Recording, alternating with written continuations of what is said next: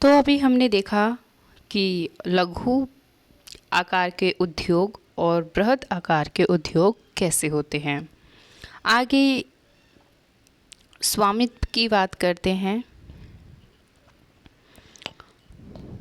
स्वामित्व के आधार पर उद्योगों को निजी क्षेत्र, राज्य स्वामित्व अथवा सार्वजनिक क्षेत्र, संयुक्त क्षेत्र और सहकारी क्षेत्र में वर्गीकृत किया जा सकता है। कहने का अर्थ ये है कि जो उद्योगों का वर्गीकरण किया गया है, उन उद्योगों को नियंत्रित कौन करेगा, उसे संभालेगा कौन, तो उसी को देखते हुए उसे स्वामित्व कहा गया है, इसी प्रक्रिया को।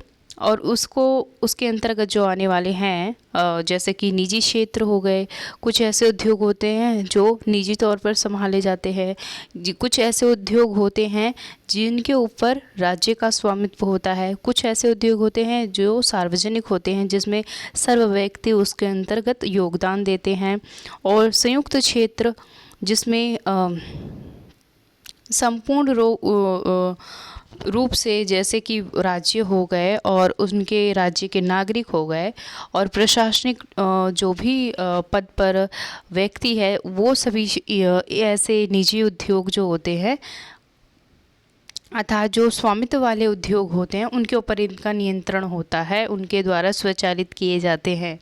उसी प्रकार सहकारी स्वामित्व हो गया। इन सब क्षेत्रों में इनको वर्गीकृत किया जाता है। तो उसी को आगे विस्तार में बताया है कि जैसे यहाँ हमने देखा निजी क्षेत्र, ठीक है। अब उसी का यहाँ पे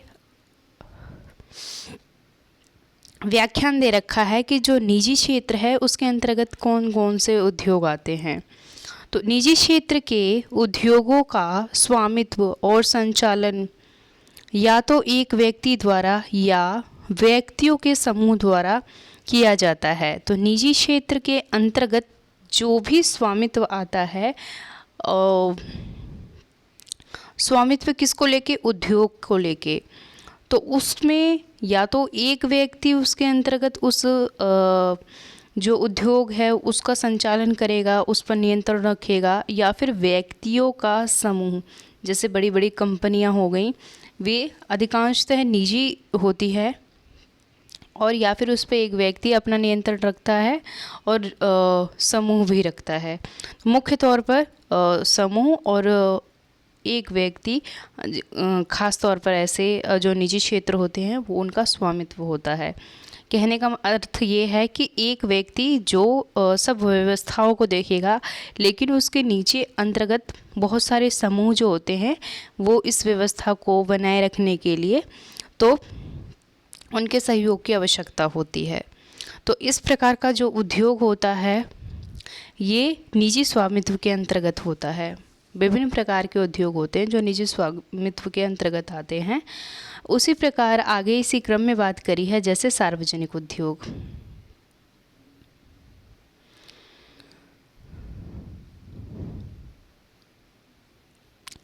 तो ये देखिए सार्वजनिक उद्योग, इसके अंतर्गत क्या होता है।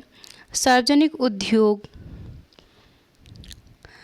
सार्वजनिक क्षेत्र के उद्योगों का स्वामित्व और संचालन सरकार द्वारा होता है, जैसे हिंदुस्तान एरोनॉटिक्स लिमिटेड और steel authority of India limited. तो ये सार्वजनिक क्षेत्र का जो स्वामित्व होता है अधिकांशतः यह सरकार द्वारा संचालित किया जाता है। उदाहरण के तौर पर इसमें दे रखा है हिंदुस्तान एरोनॉटिक्स लिमिटेड, ये एक कंपनी है, उसका नाम है, और साथ ही साथ steel authority of India limited.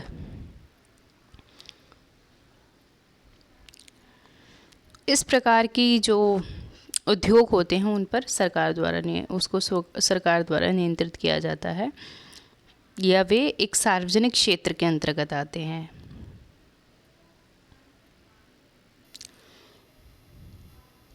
संयुक्त क्षेत्र के उद्योगों का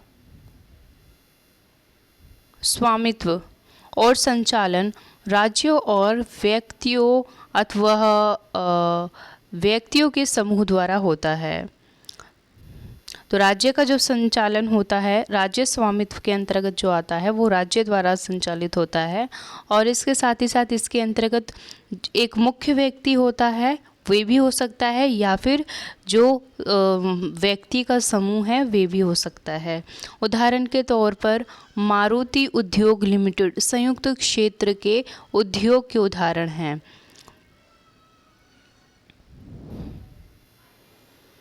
संयुक्त क्षेत्र उद्योग के अंतर्गत राज्य के द्वारा संचालित होगा ये, और जो व्यक्ति है उनके समूहों द्वारा संचालित होगा, या व्यक्ति और राज्यों के अंतर्गत।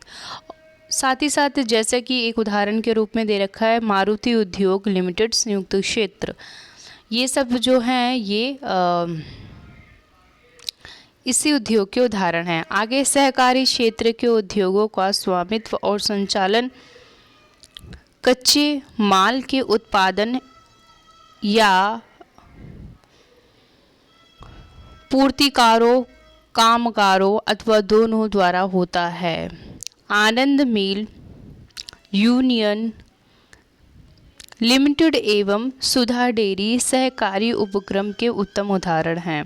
सहकारी के अंतर्गत जो होता है उसके अंतर्गत सभी एक से एक व्यक्ति उनके अंतर्गत जो भी सहायता किया जाता मतलब प्रदान करते हैं उनके अंदर तक गिना जाता है। मतलब जो व्यक्ति होते हैं उनके जो भी उनके द्वारा सहयोग प्रदान किया जाता है सहकारी क्षेत्र के अंतर्गत, जैसे कि कच्चे माल को प्रदान करना, जैसे कि दूध हो गया, और अगर कोई व्यक्ति अपने पास गाय रखता है और या फिर पशुपालन करता है तो वो क्या करता है, वो उनसे जो भी दूध प्राप्त होता है उनको ले जाके मार्केट में बेचता है, डेयरी पे बेचते हैं। फिर वहाँ जहाँ वो बेचा जाता है वहाँ पर बहुत से जो लोग होते हैं वे भी इसी प्रकार का योगदान प्रदान करते हैं। तो सहकारी जो क्षेत्र हो गए, ऐसे ही विभिन्न प्रकार के क्षेत्र होते हैं। जैसे कि बड़े बड़े उद्योग इसमें सम्मिलित होते हैं, उसके अंतर्गत कच्चे माल की आवश्यकता होती है। जैसे कि गन्ना मिल हो गया, गन्ने के मिलों के अंतर्गत आगे बहुत सी प्रक्रिया के फलस्वरूप जैसे चीनी का निर्माण होता है, तो उसमें सबसे पहले कच्चे माल की आवश्यकता पड़ती है। कच्चा माल जो हो गया वो क्या हो गया, वो गन्ना हो गया।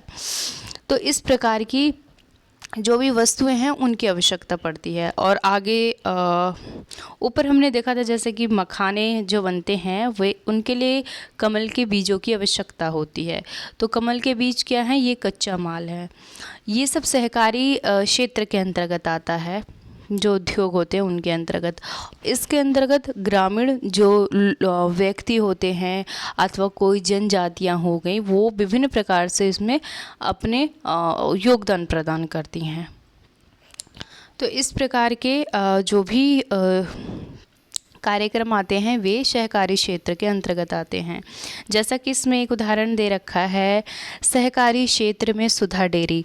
तो सुधा डेयरी एक जो डेयरी है उस पे वो इतने सारे पशुओं का पालन तो नहीं कर सकता, वो सिर्फ एक भंडार खोल के रखता है। तो ये जो दुग्ध होता है ये विभिन्न प्रकार के जो प्रयास किए जाते हैं इन्हें एकत्रित करने का, वो एक तरीके से एक समूह के रूप में काम करते हैं। तो इसके अंतर्गत ऐसे कुछ चीज़ें आती हैं जो कि सहकारी जो क्षेत्र होते हैं, उद्योग होते हैं, उनके अंतर्गत गिना जाता है। उद्योगों के अवस्थित संबंध कारक, तो उद्योग के जो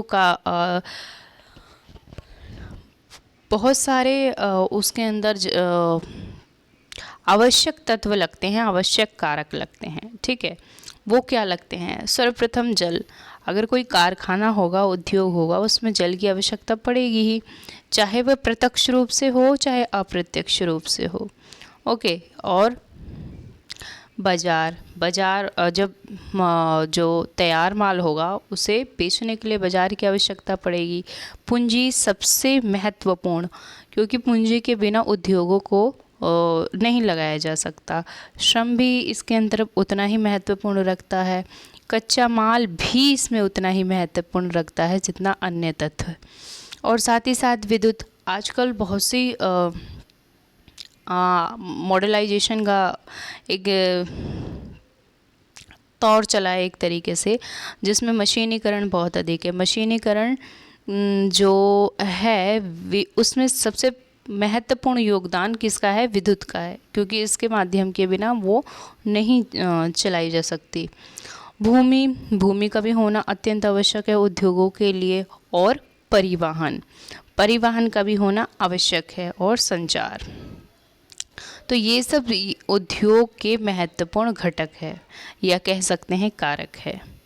आगे इसी क्रम में देखिए, उद्योगों की अवस्थिति को प्रभावित करने वाले कारक। तो ऐसे कौन कौन से कारक हैं जिससे कि जो उद्योग हैं वे प्रभावित होते हैं, या उनका जो भी स्तर है ये घटता है। ओके, तो देखिए, वे कारक जो उद्योगों की अवस्थिति को प्रभावित करते हैं।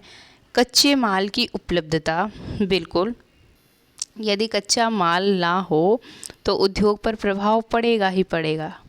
भूमि, बिल्कुल, भूमि सबसे आवश्यक है, वो भी वातावरण के अनुकूल, क्योंकि वहाँ पे जल भी चाहिए है। भूमि, जल, श्रम, शक्ति, पूंजी, परिवहन, बाजार हैं।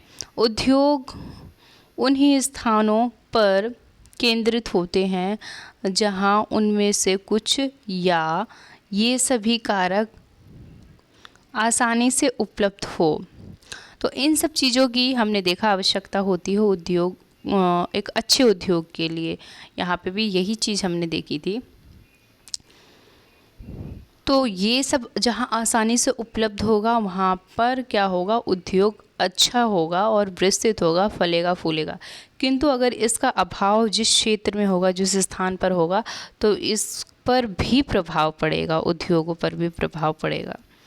यही है, यही बात कहने की कोशिश की गई है। आगे देखिए, कभी कभी सरकार कम दाम पर विद्युत उपलब्धता और कम परिवहन लागत अथवा अन्य अवसंरचना जैसे प्रोत्साहन प्रदान करती है, ताकि पिछड़े क्षेत्र में भी उद्योग स्थापित किया जा सके। औद्योगिकरण से प्राय नगरों और शहरों का विकास एवं वृद्धि होती है। तो जो भी जब उद्योग में गिरावट आती है तो सरकार क्या करती है? उन्हें सहायता प्रदान करती है। किस तरीके से? कि जैसे उन्हें प्रदान कर देंगी, जैसे विद्युत को कम दामों में प्रदान करने से क्या होगा? बिजली का जो उपयोग मशीनों में ज़्यादा होता है तो उसमें क्या होता है? बिल भी अधिक आता है। जब भाई विद्युत जो के माध्यम से मशीन चलेगी तो उसमें क्या होगा? उसमें बिल ज़्यादा आएगा, भाई खर्चा तो आएगा ही ना। तो उसको क्या करती है सरकार? उद्योगों को सहायता प्रदान करने के लिए, बढ़ावा देने के लिए, तो उसकी जो विद्युत में जो उनकी दर होती है कीमत की, वे कम कर देती है। और साथ ही साथ विभिन्न प्रकार के परिवहन जो होते हैं उसके अंतर्गत भी वो कुछ न कुछ सहयोग प्रदान करेगी, और साथ ही साथ उसे प्रोत्साहन देगी। और ऐसा ख़ास तौर पर कब होता है? जब कि जो उद्योग होता है वो किसी पिछड़े क्षेत्र में हो, और जो उद्योग है वहाँ मतलब उसे कोई सहायता प्रदान नहीं की जा रही हो, या फिर उसे उसके विकास में अवरोध उत्पन्न हो रहा हो, तो इस प्रकार की सहायता सरकार द्वारा दी जाती है। औद्योगिक तंत्र को देखिए, औद्योगिक तंत्र में निवेश, प्रक्रम और निर्गत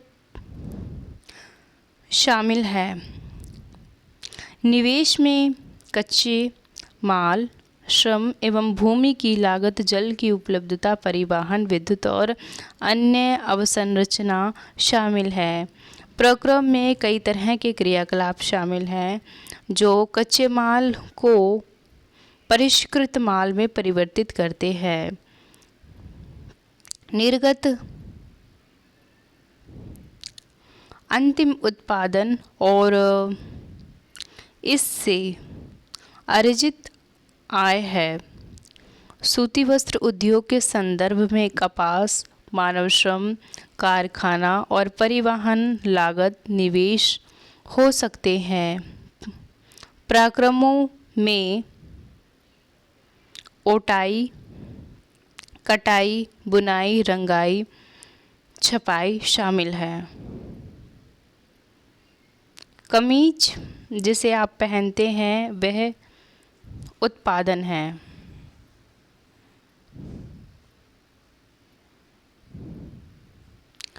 तो औद्योगिक तंत्र के अंतर्गत कौन कौन से महत्वपूर्ण तंत्र आते हैं?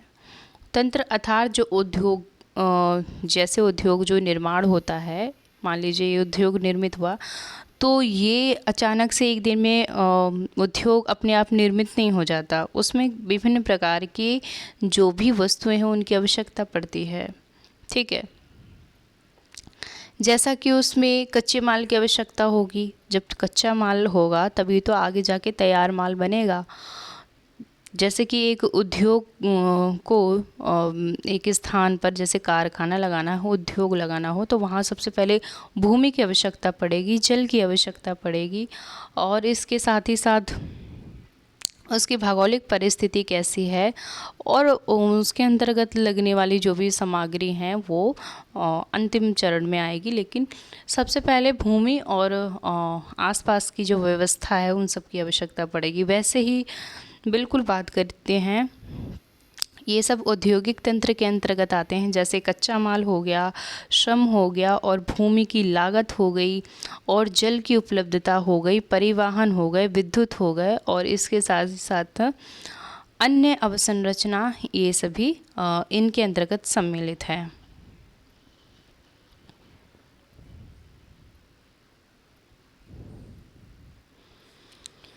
कच्चे माल को ही आगे चलकर परिष्कृत माल में उनको परिवर्तित किया जाता है या फिर कह सकते हैं उसे तैयार वस्तु के रूप में तैयार किया जाता है।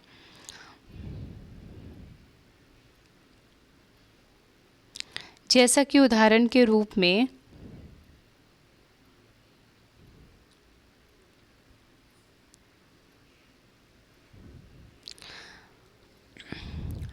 यहाँ पर सूती वस्त्रों के उद्योगों का उदाहरण दे रखा है। सबसे पहले क्या होगा, कपास पहले खेतों में उगाई जाएगी, अच्छी उर्वरता उसमें प्राप्त होगी, तब जाके कपास जो होगा वो उसके जो वृक्ष होंगे उसमें से जो रुई का निर्माण होता है वो छोटे छोटे, जिसमें से कपोले जैसे कलियाँ होती हैं और कपास के जो वृक्ष होता है उसमें, तो उन जब वो कलियां फूटती हैं तो उसमें से बहुत सारी रुई निकलती है। तो क्या होता है, देखिए, तो यही एक कपास के रूप में निर्मित होता है। फिर इसमें मानव श्रम लगता है। तो मानव श्रम किस माध्यम से, जो भी काफ़ी लंबे चौड़े खेत में इनकी खेती होती है तो उसे एकत्रित किया जाता है और जो कलियां होती हैं वे एक समय पे नहीं फूटती, तो वो अलग अलग समय पे फूटती हैं। लेकिन क्या होता है, जो पहले फूट जाती हैं उन सबको एकत्रित किया जाता है। तो इसमें क्या होता है, इसमें मानव श्रम लगता है। फिर इसके बाद जब काफ़ी श्रम लगने के बाद जब ये पूरी फसल पूरी तरीके से उसमें से माल अर्थात सामान निकाल लिया जाता है, फसल निकाल ली जाती है, तब वो उसको कारखानों में भेजा जाता है। कारखानों में क्या होता है, उसमें जो कपास भेजा जाता है उसकी उटाई की जाती है। उटाई में क्या होता है, जो बीज निकले हैं ना कलियों में से, जो रुई निकली हैं कलियों में से, उसके अंतर्गत बहुत सारे बीज होते हैं। जैसे फूल के अंदर बीज होते हैं, ठीक उसी प्रकार जो कलियों में से जो रुई निकलती है, फूट कर कपास निकलता है, उसके अंतर्गत बीज होता है। तो ओटाई के माध्यम से उनको साफ किया जाता है, रुई को अलग किया जाता है, बीज को अलग किया जाता है। फिर इसके बाद उसकी विभिन्न तरीके से कटाई छटाई होती है, उसे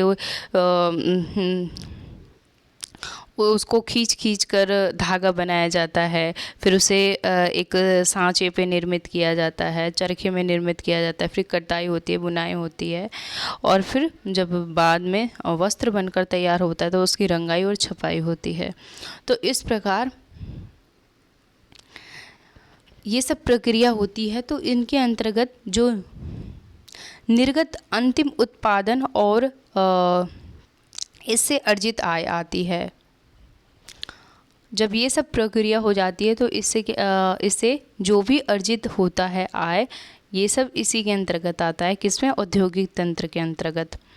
आगे देखिए औद्योगिक प्रदेश। औद्योगिक प्रदेशों के अंतर्गत देखिए औद्योगिक प्रदेश का विकास तब होता है जब कई तरह के उद्योग एक दूसरे के निकट स्थित होते हैं। अब वे अपने निकटता के लाभ आपस में बांटते हैं।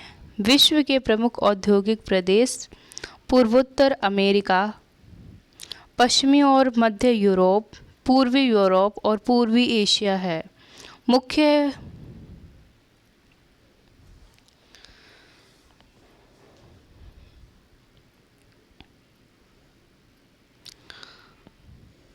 देखिए औद्योगिक प्रदेश वे हैं जिन्होंने अभी तक सफल उद्योगों को और या कारखानों को कह सकते हैं संचालित किया है, और वो अब तक उसी प्रकार से उसने बहुत अधिक प्रगति कर ली है।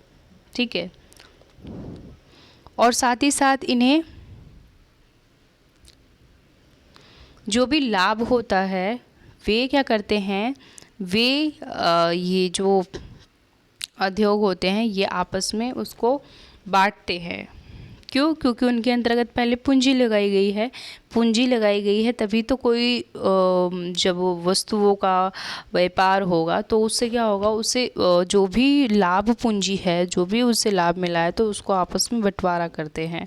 और साथ ही साथ विश्व के ऐसे ही प्रमुख देश होते हैं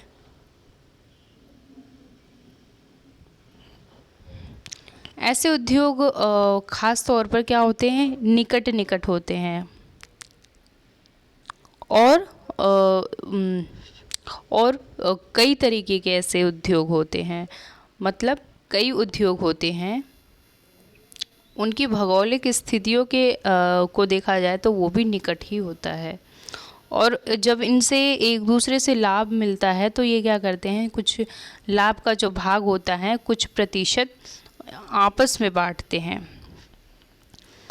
ऐसे ही कुछ ऐसे औद्योगिक विश्व स्तर के प्रमुख देशों के नाम दे रखे हैं, जैसे कि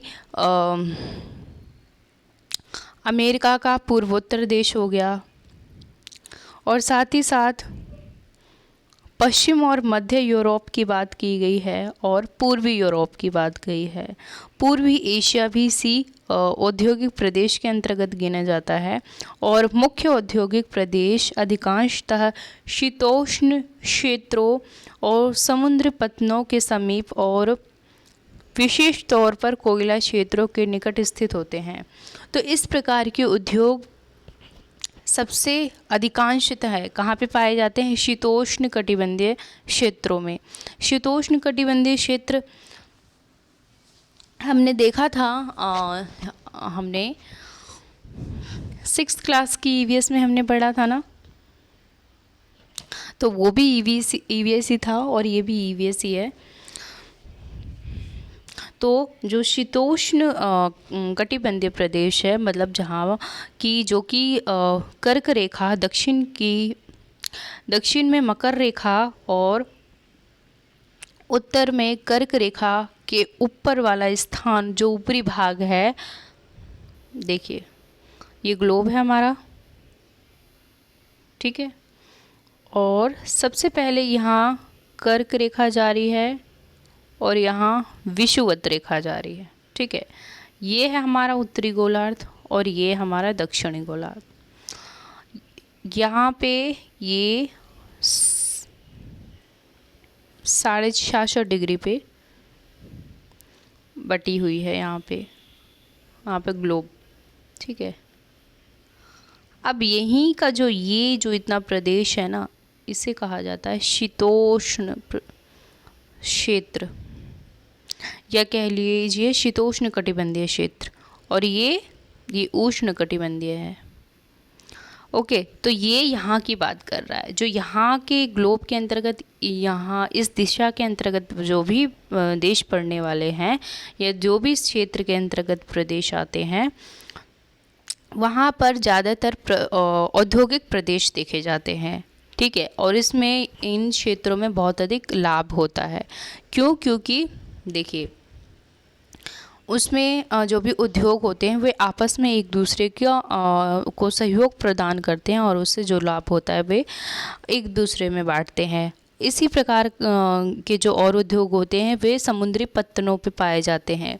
क्यों? जो समुद्र से जो भी रत्न प्राप्त होते हैं, और वो जो भी बहुत सी चीज़ें होती हैं जो खाने वाली होती है या फिर और अन्य चीज़ें होती है, तो वे सब क्या करती है, उन सब से उनका व्यापार बढ़ता है। और वैसे ही कोयला के बारे में हो गया, कोयला हो गया, इस्पात हो गया, तो इन सब के अंतर्गत जो भी लाभ प्राप्त होता है वो औद्योगिक प्रदेशों के अंतर्गत आते हैं। तो ये जो कोयला होता है वे हर क्षेत्र में नहीं पाया जाता, और ये जो समुद्र है ये भी हर क्षेत्र में नहीं मिलता, इनका कोई विशेष एक स्थान होता है। इसीलिए ये औद्योगिक प्रदेशों के अंतर्गत गिने जाते हैं।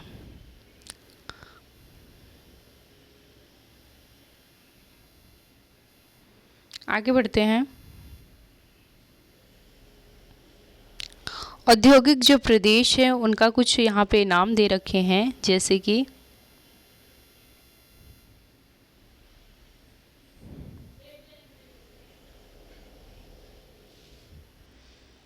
ये जो यहाँ सभी क्षेत्रों में हैं, ये सभी औद्योगिक प्रदेश के नाम हैं। जैसे उत्तरी अमेरिका, दक्षिणी America, Africa, Europe, England, Bharat, और साथ ही साथ अन्य क्षेत्र भी है, जैसे जावा हो गया और म्यांमार का कुछ हिस्सा हो गया, और बहुत से ऐसे प्रदेश हैं जो कि औद्योगिक प्रदेश के अंतर्गत गिने जाते हैं। देखिए, यहाँ पे भारत की बात की गई है, मुख्य तौर पर भारत पे आते हैं। भारत में अनेक औद्योगिक प्रदेश है, जैसे कि मुंबई, पुणे, समूह। जो मुंबई है, मुंबई के अंतर्गत जो पुणे हैं वहाँ पर समूह है किसका? इनका औद्योगिक प्रदेशों का, अर्थात औद्योगिक कारखानों क्षेत्रों का। इसके साथ ही साथ जो बेंगलोर हो गया, तमिलनाडु प्रदेश, हुगली प्रदेश, अहमदाबाद,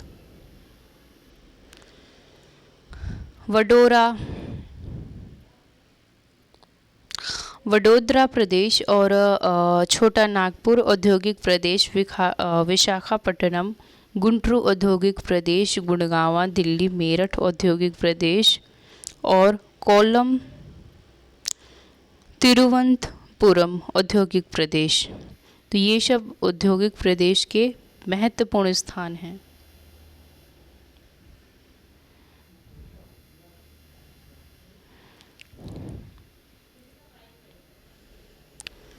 औद्योगिक विपदा। औद्योगिक प्रदेश जब निर्मित होते हैं, या औद्योगिक क्षेत्र हो गए या कारखाने हो गए, तो उसमें कुछ विपदाएं भी आती हैं। जैसा कि देखिए, उद्योगों में दुर्घटना, विस्फोट मुख्य रूप से तकनीक विफलता या संकट उत्पन्न करने वाले पदार्थों के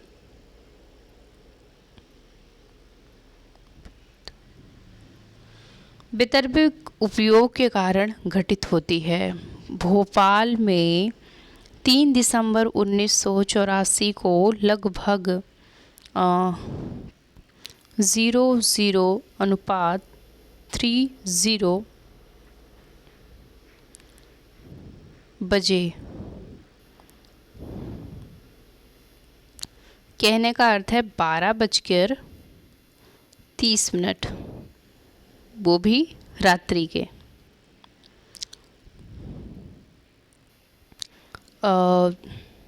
अब तक की सबसे त्रासदीपूर्ण औद्योगिक दुर्घटना है।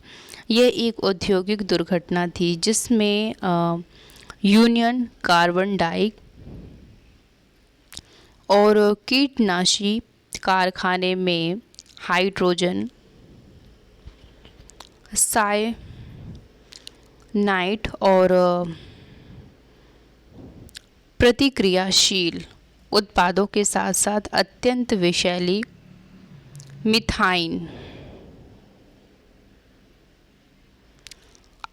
आइसोसाइनेट MIC गैस का रिसाव हुआ और 1989 में सरकारी सूचना के अनुसार 35,598 व्यक्ति की मृत्यु हो गई थी। हजारों लोग जो बच पाए वे आज भी या अधिक बीमारियों जैसे कि अंधापन और प्रतिरक्षा तंत्र विकृति, अंतर्शोथ विकृतियों आदि से पीड़ित हैं।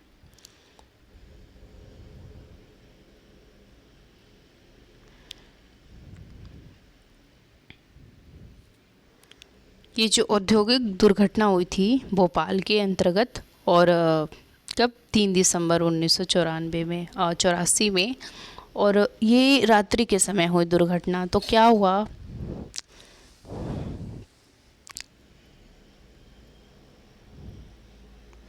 जो मीथेन जो गैस थी, इसका क्या हुआ, रिसाव हुआ, मतलब ये पाइपलाइन के द्वारा ये संरक्षित रखी जाती है।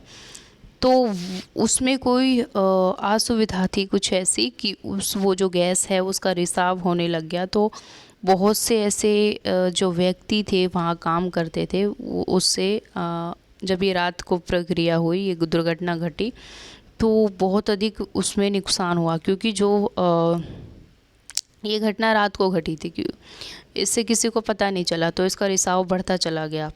और जब इससे लोगों ने, और जो मीथेन भरी ये जो गैस थी ऑक्सीजन में मिल गई, और फिर जब लोगों ने इसे ग्रहण कर लिया, मतलब अब श्वास तो रोक ही नहीं जा सकती ना, ये लगातार तो चलती रहती है, तो उसके माध्यम से उन्होंने ग्रहण कर लिया, तो उससे इनको बहुत अधिक हानि पहुंची। बहुत से लोग अपंग हो गए, अंधे हो गए,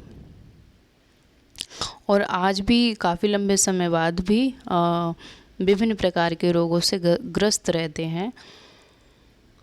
इसमें कम से कम सरकारी रिपोर्ट के अनुसार, जो कि 1989 में आई थी, उसमें पता चलता है कि जो व्यक्ति हैं 35,598 जो व्यक्ति थे, वे इस दुर्घटना के अंतर्गत मारे गए।